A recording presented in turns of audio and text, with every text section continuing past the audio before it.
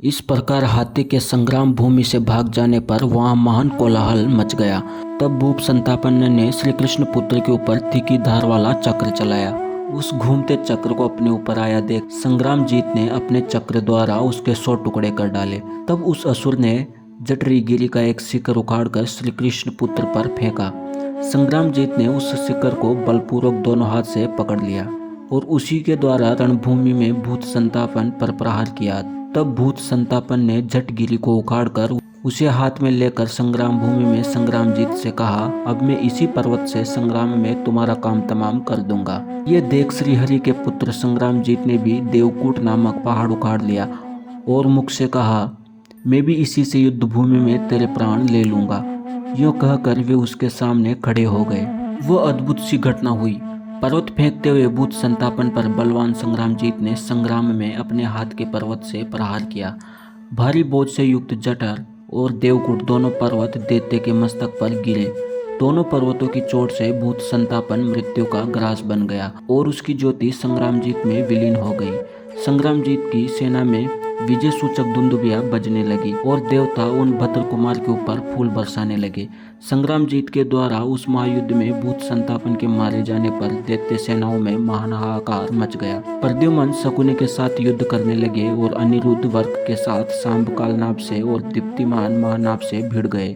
भानुहरिश्रमश्रु के साथ लड़ने लगे। अनिरुद्ध के बाणों से दैत्यों के पैर, कंधे और घुटने कट गए। सबके सब मूर्छित हो तेज हवा के उखाड़े हुए वृक्ष की भांति पृथ्वी पर गिर पड़े। उसी समय गधे पर चढ़ा हुआ वर्क गर्जना करता तथा बार बार धनुष टंकारता हुआ युद्ध करने आया।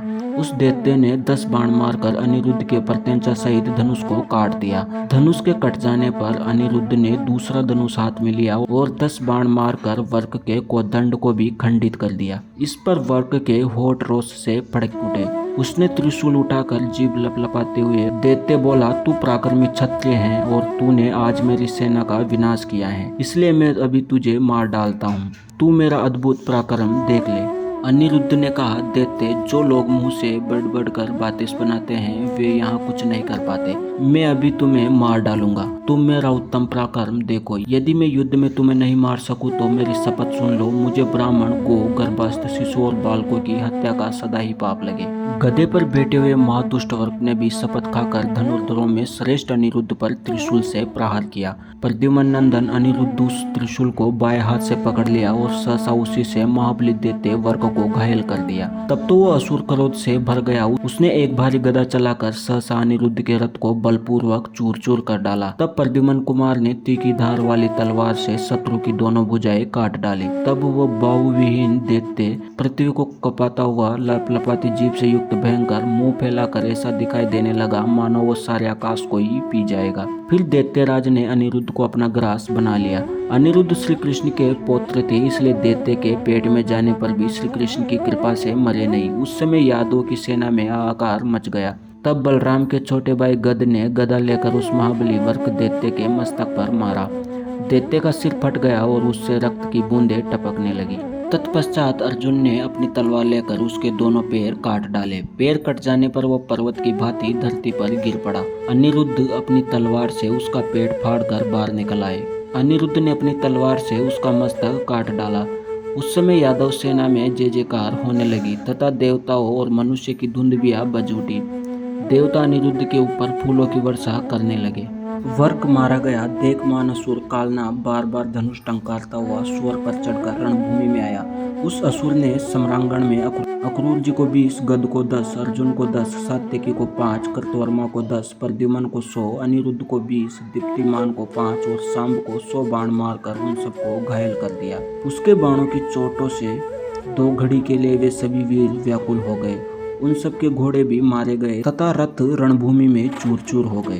तत्पश्चात प्रद्युम्न ने अपना धनुष लेकर उस पर एक बाण रखा। कोदंड से छूटे हुए उस बाण ने उस दैत्य के विशालकाय स्वर को ऊपर उठाकर लाख योजन दूर स्वर्गलोक की सीमा तक ले जाकर घुमाते हुए समुद्र में गिरा दिया। तत्पश्चात प्रद्युम्न ने दूसरे बाण का संधान किया। उस बाण ने भी महाबली कालनाभ को ऊपर ले जाकर घुमाते हुए बलपूर्वक चंद्रवाती पुरी में पटक दिया। वहां गिरने पर कालनाभ के मन में कुछ घबराहट हुई। वह दैत्यराज लाख बार की बनी हुई भारी गदा हाथ में लेकर पुनः रणभूमि में आ पहुंचा। और यादव सेना का विनाश करने लगा। तब जाम्बवंती कुमार सामने गदा लेकर मानासुर कालनाभ के मस्तक पर गहरी चोट पहुंचाई। रणमंडल के भीतर गदाओं द्वारा उन दोनों वीरों में घोर युद्ध होने लगा। वे दोनों ही गदाएं आग की चिंगारियां छोड़ती हुई परस्पर टकराकर चूर चूर हो गई। फिर वे दोनों वीर दूसरी गदाएं लेकर युद्ध के लिए खड़े हुए। उस समय कालनाभ ने जाम्बवंती कुमार साम से कहा, मैं एक प्रहार से ही तुम्हारा काम तमाम कर सकता हूँ, इसमें संशय नहीं है। तब उस रणभूमि में साम बोले, पहले तुम मेरे ऊपर प्रहार करो। तब कालनाभ ने साम के मस्तक पर गदा से चोट की, किंतु जाम्बवंती नंदन साम ने गदा के ऊपर गदा रोक ली और अपनी गदा से कालनाभ दैत्य की छाती में आघात किया। उस गदा की चोट से दैत्य की छाती फट गई और वह मुंह से रक्त वमन करता हुआ प्राण रहित होकर पृथ्वी पर गिर पड़ा। तब युद्ध भूमि में जय जयकार होने लगी और सत्पुरुष सांब को साधुवाद देने लगे। देवताओं और मनुष्य की धुंध भी एक साथ ही बज उठी। देवता लोग सांब की सेना के ऊपर फूल बरसाने लगे। कालनाभ दैत्य के मारे जाने पर दैत्य सेना में बड़ा भारी कोलाहल मचा।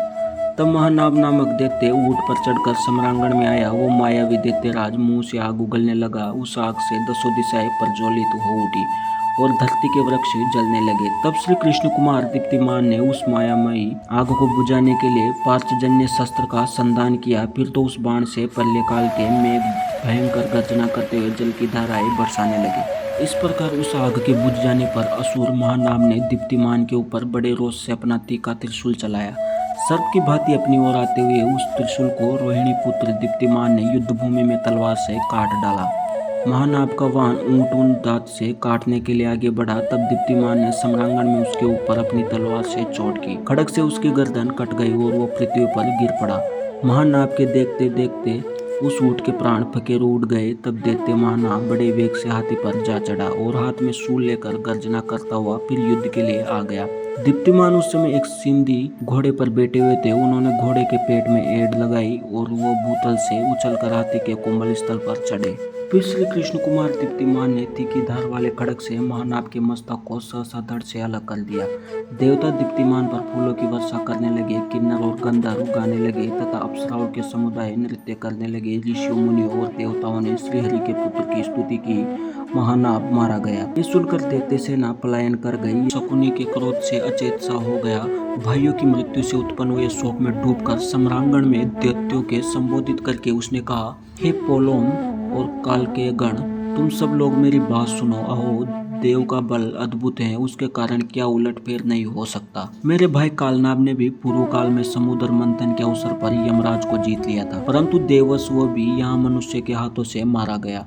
संबर ने साक्षात सूर्य देव को परास्त किया था, किंतु वो बालक श्री कृष्ण कुमार प्रद्युम्न के हाथ से पराजित हुआ। उत्कच महाबलियों में भी महाबली था और इंद्र पर भी विजय पा चुका था, परंतु वो भी बालकृष्ण के हाथों मारा गया। ये बात मैंने नारद जी के मुख से सुनी थी। पहले समुद्र मंथन के समय जिसने समस्त असुरों के समक्ष अग्निदेव को पराजित किया था, वो मेरा भाई हष्ट भी एक मनुष्य के द्वारा मारा गया, जिसके सामने से पूर्व काल में वरुण देवता भी भयभीत हो युद्ध से पीठ दिखाकर भाग गए थे।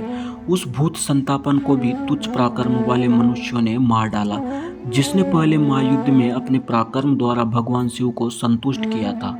उस वर्ग को यहाँ युद्ध भूमि में तुच्छ विष्णुवंशियों ने मार गिराया। मेरे भाई महानाभ ने देवलोक में वायु को भी परास्त किया था, किंतु यहाँ इस समय उसको भी यदुकुल के मनुष्यों ने मार डाला। हाँ देव, जिसने स्वर्गलोक में बलवान इंद्र पुत्र को परास्त किया था, उस हरिशंसु को भी यहाँ मानवों ने मार गिराया। इसलिए मैं शपथ खाकर कहता हूँ कि इस पृथ्वी को मैं यादों से शून्य कर दूंगा। जरासंध, सालो, बुद्धिमान, दंतवक्र तथा शिशुपाल ये मेरे प्रिय मित्र हैं। सुतल लोक से प्रचंड पराक्रमी दानवों को बुलाकर इन मित्रों तथा आप लोगों के साथ में देवताओं को जीतने के लिए जाऊंगा और उस युद्ध में बाणासुर भी हमारे साथ होगा। प्रद्युम्न आदि जो घट यादव हैं, उन दुरात्माओं को जीतकर और स्त्रियों सहित देवताओं को बांधकर मैं मेरु पर्वत को गुफा में मुंह में डाल दूंगा। मेरु पर्वत की गुफा के मुंह में डाल दूंगा। गो, ब्राह्मण, देवता, साधु, वेद, तपस्वी, यज्ञ, श्राद्ध, तीक्षु तथा नाना तीर्थ का सेवन करने वाले धर्मात्माओं को भी मैं निसंदेह मार डालूंगा। फिर सुखपूर्वक विचरूंगा। देवताओं पर विजय पाने वाले महाबली पराक्रमी राजा कंस धन्य था। वो मेरा मित्र और परम सुहृद था। खेद की बात यह है कि आज वो इस भूतल पर विद्यमान नहीं है। इतना कहकर शकुनी युद्ध में प्रद्युम्न के सामने आ गया। अगली वीडियो में हम शकुनी और प्रद्युम्न के रोमांचित युद्ध का वर्णन करेंगे। आज की वीडियो में इतना ही। यदि आपको हमारी मेहनत पसंद आई है तो वीडियो को लाइक और शेयर करें। चैनल पर पहली बार आए हैं तो चैनल को सब्सक्राइब करके बेल आइकन का बटन प्रेस करें। तब तक के लिए जय श्री कृष्ण।